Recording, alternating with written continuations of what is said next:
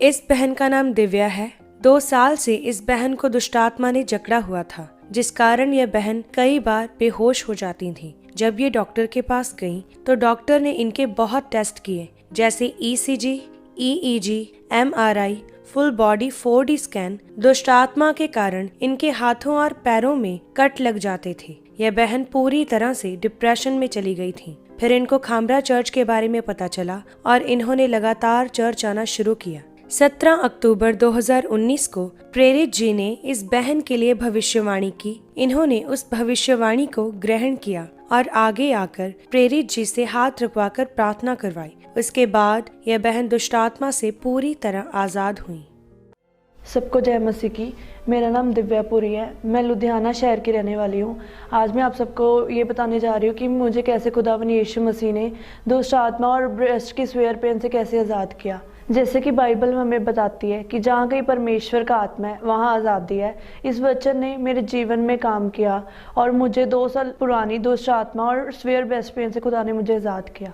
आज से 3.5 साल पहले जब मैं अपने स्कूल में गई, वहाँ मैं वॉशरूम जब गई तो वहाँ पे मुझे चक्कर आ गया और मैं ज़मीन पर गिर गई। तब जो मेरे आसपास बच्चे और मेट थे उन्होंने शोर डाल के टीचर्स को बुलाया। फिर मेरे टीचर्स मुझे हॉस्पिटल लेके गए और वहाँ उन्होंने मेरे पेरेंट्स को इन्फॉर्म किया कि आपकी बेटी बेहोश हो गई, हम इसको हॉस्पिटल लेके जा रहे हैं। उसके बाद डॉक्टर्स ने बोला कि मेरे इस टेस्ट की वजह से मेरा BP लो हो गया था, जिसकी वजह से मुझे चक्कर आ गए। फिर 2-3 दिन के बाद रात को फिर से मेरी चेस्ट में स्वेयर पेन शुरू हो गई और मैंने अपनी मम्मा को उठाने की कोशिश की और जब मैं अपनी मम्मा को उठा रही थी तो मैं एकदम से पीछे बेहोश होकर गिर गई और फिर मेरी फैमिली मुझे हॉस्पिटल लेके गई।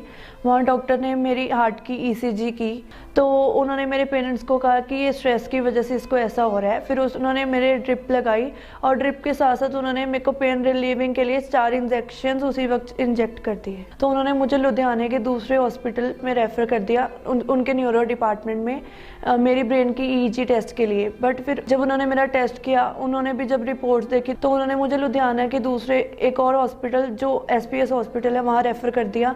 वहाँ फिर से मेरी ब्रेन की EEG टेस्ट हुआ। उसके बाद मेडिसिन शुरू कर दी मेरी ब्रेन के लिए और उस मेडिसिन के खाने के बाद में उससे भी मुझे आराम नहीं आ रहा था। तो उन्होंने मुझे कहा कि वो आप आगे किसी न्यूरोलॉजिस्ट को या साइकेट्रिस्ट को कंसल्ट करो कि शायद आपको कोई डिप्रेशन वगैरह की प्रॉब्लम है। और इस बीमारी की वजह से मेरे घर वाले मुझे अलग अलग डॉक्टर्स के पास लेके गए, जिसकी वजह से हमारे 2-3 लाख का खर्चा मेरे इलाज पे हो गया था। फिर धीरे धीरे मेरे ऊपर ही दुष्ट आत्मा के अटैक और बढ़ने लगे और एक दिन फिर ऐसा हुआ मुझे वो चीखें दोबारा सुनने लग गई और इतनी ज़ोर से सुन रही थी कि मैंने अपनी सिस्टर को भी पूछा कि तुझे क्या ये चीखें सुन रही है। उसने कहा मुझे नहीं सुन रही और एकदम से वो चीखों की आवाज़ इतनी बढ़ गई कि जैसे वो मेरे कान में पड़ी और मैं बेहोश हो गई।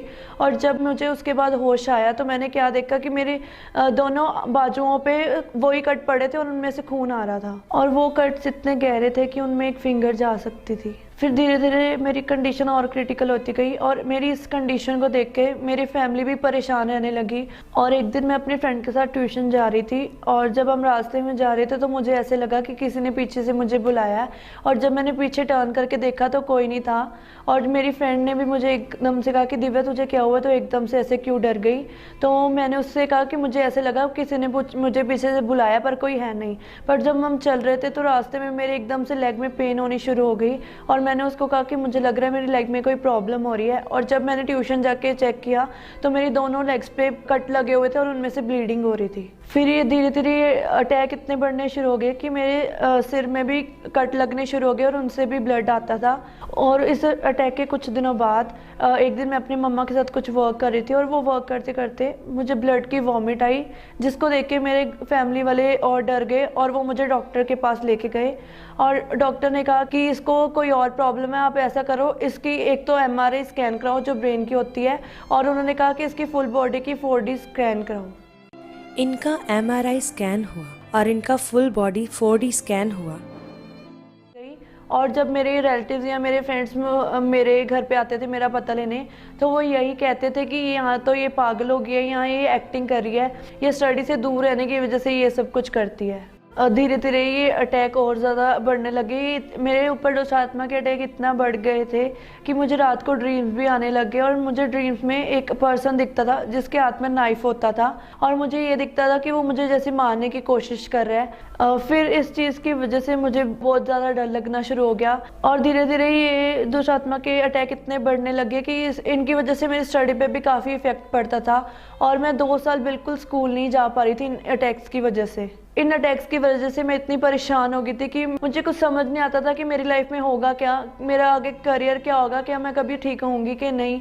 मुझे कोई होप ऐसे नहीं हो रही थी कि मैं सही हो जाऊंगी कि नहीं। इन चीज़ों से परेशान होके मैंने अपने आप को 2 बार सुसाइड अटेम्प्ट करने की कोशिश की और धीरे धीरे दुष्ट आत्मा के अटैक मेरे ऊपर इतने बढ़ गए कि मुझे कुछ घर में अजीब सा फील होता था और मैं अपने पेरेंट्स को कहती थी कि आप मुझे इस घर से ले जाओ वरना मैंने यहाँ कुछ कर लेना, कि मुझे अनकंफर्टेबल फील होता है इस घर में। और जिसकी वजह से हमें वो घर शिफ्ट करना पड़ा और हम अपना खुद का घर छोड़ के अब रेंट पे शिफ्ट हो गए। और धीरे धीरे दुष्ट आत्मा ने मेरे अंदर से बोलना शुरू कर दिया कि मैंने तेरी बेटी को ऐसे ही ब्लेड से कट कट करके इसको मार देना है, नहीं या तो मैंने इसको अपने साथ लेके जाना है, मैंने इसको छोड़ के नहीं जाना, अपने साथ ही लेके जाना है। और ये सब देखकर मेरी फैमिली और मेरे मदर बहुत ज़्यादा परेशान रहने लग गए और जिसकी वजह से वो पूरी रात सोते नहीं थे। और ये सब देखकर, मेरी कंडीशन देखकर मेरे मम्मा की जो स्टाफ मेंबर्स थे, उनके कोलीग्स थे, उन्होंने मम्मा को ये कहना शुरू कर दिया कि अपने बच्चों के लिए तो पेरेंट्स कहीं भी जाते हैं, आप इसको अन्य जगहों पर लेके जाओ, क्या पता वो वहाँ पे जाके ठीक हो जाए। पर मेरी मदर का विश्वास परमेश्वर पर था ताकि परमेश्वर ही मेरी बेटी को चंगा कर सकता है और उसके साथ वो अंकुर नूरुल्लाह मिनिस्ट्रीज के साथ भी जुड़े रहे। और फिर एक दिन 13 अक्टूबर 2019 को मेरी मदर संडे मीटिंग अटेंड करने के लिए आए और जब वो मीटिंग अटेंड करके घर गए तो उनको नाइट में ड्रीम आया जिसमें परमेश्वर के दासों दासी मेरी मदर के ड्रीम में आए और उन्होंने कहा पे आप वर्शिप करो।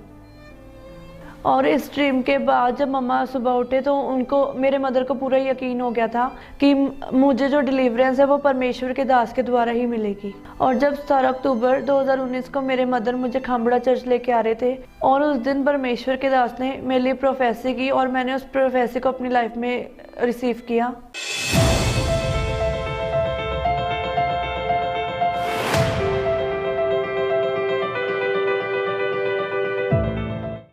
एक सिस्टर को मैं देख रहा हूं, आपकी ब्रेस्ट से दर्द गायब होते हुए। आप एक सिस्टर हैं और आप अनमैरिड हैं। आपको शर्माना नहीं, आगे आना टेस्टिमनी देने के लिए। कोई रसौली नहीं है आपके, लेकिन आपके पेन्स है वहां पे और परमेश्वर का आत्मा आपको छू रहे। और जब अपोस्टल जी ने मेरे लिए प्रोफेसी की तो मैंने जब इस प्रोफेसी को सुना तो मैं एकदम से शॉक हो गई, क्योंकि ना कभी मैंने अपोस्टल जी को अपनी ये प्रॉब्लम बताई थी और ना मैंने कभी सोशल मीडिया पे इसे शेयर किया था। फिर उसी वक्त मैं अपने मदर के साथ आगे पुलपिट पे गई और जैसे मैं ये प्रोफेसी अपने लिए रिसीव करके आगे गई तो खुदा के दास ने मेरे ऊपर हाथ रख के प्रार्थना की। तब मुझे पवित्र आत्मा का स्पर्श महसूस हुआ और मुझे एक शांति सी मिली।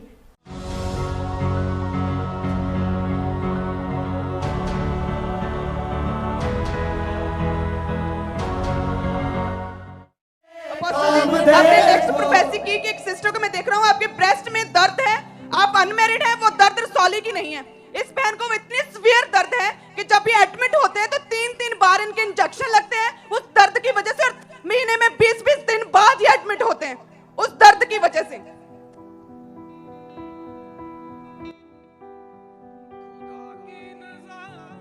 प्रभु पे विश्वास करते हो? कब से? 2010 से। देखो हम भाई बहन लगते हैं शक्ल से। हाँ?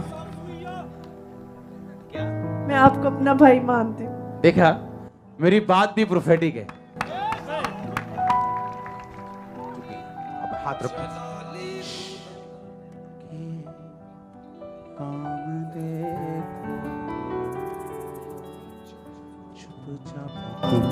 I rebuke this pain। ये दर्द को मैं डांटता हूं in the name of Jesus. जो भी मेडिकल कंडीशन है, उस नाम को जो बड़ा है, मैं जानता हूं मेडिकली, मैं उस नाम को शर्मिंदा करता हूं इन जीसस नेम। यीशु मसीह के नाम से be healed in Jesus name. You are free. और उस दिन से ना मेरी ब्रेस्ट में कोई पेन होता है, ना मेरी बॉडी पे कट पड़ते हैं और ना ही मुझे ड्रीम्स में दुष्ट आत्मा दिखाई देती है।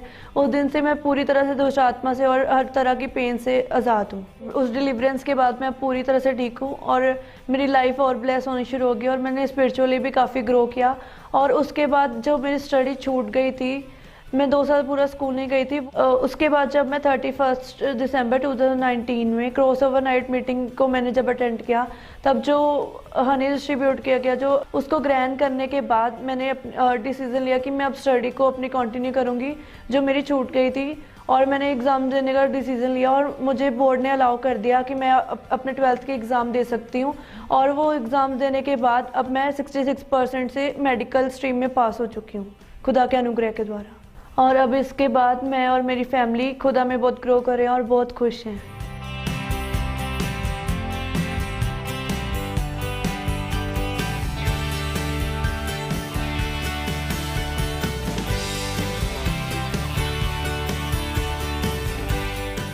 इस नए जीवन के लिए और अद्भुत छुटकारे के लिए मैं खुदा का और खुदा के दास का बहुत बहुत धन्यवाद करती हूँ। सबको जय मसीह की।